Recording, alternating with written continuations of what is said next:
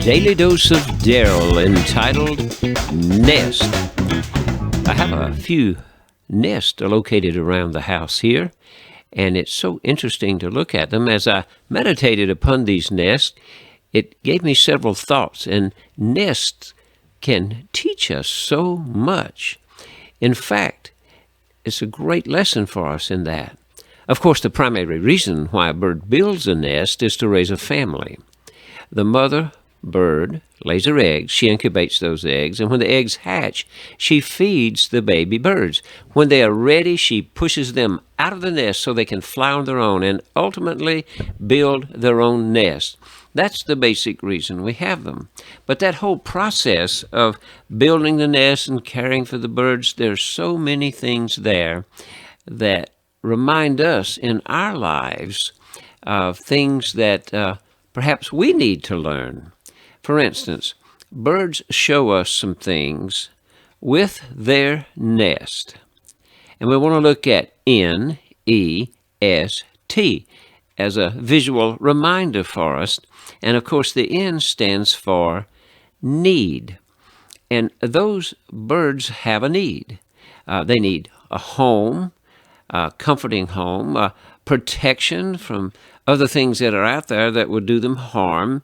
They need a place they can trust to be fed, and the feeding takes place there. And so do we. We all need these things in our lives. And the second thing, the E, stands for effort.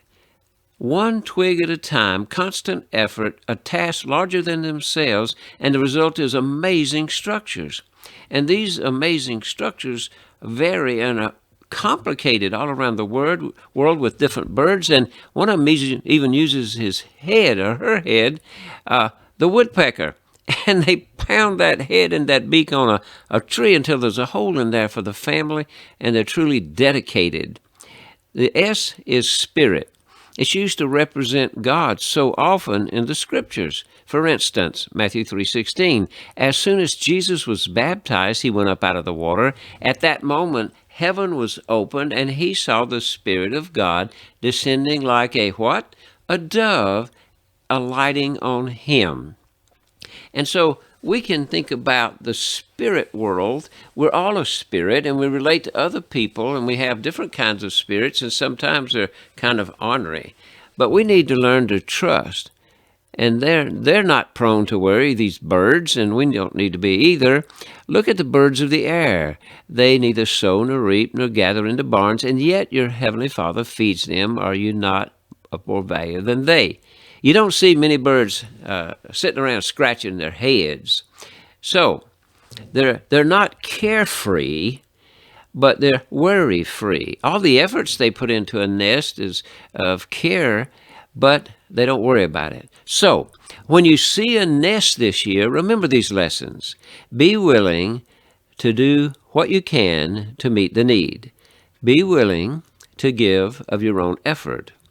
Get in tune with the true godlike spirit and release worry and learn to trust wholeheartedly. These lessons are valuable to all of us. And if people call you a birdbrain, take it as a compliment. Like, what are you talking about, Daryl? Well, these birds are pretty smart. The brain of a macaw, about the size of a walnut, and these big hairy mammals have a much larger brain, and yet there are far more neurons in that tiny bird brain than the big hairy mammals. So, think about a pigeon. The homing pigeon always finds its way home. God's still waiting on some of us. Who, me? Who, me? Let's all remember the birds and do our part to meet the need, embrace the big effort, be the godlike spirit, stop worrying, and learn to trust. This Daily Dose of Daryl episode called Nest is a reminder for all of us, especially this spring. God bless you, and share it with others.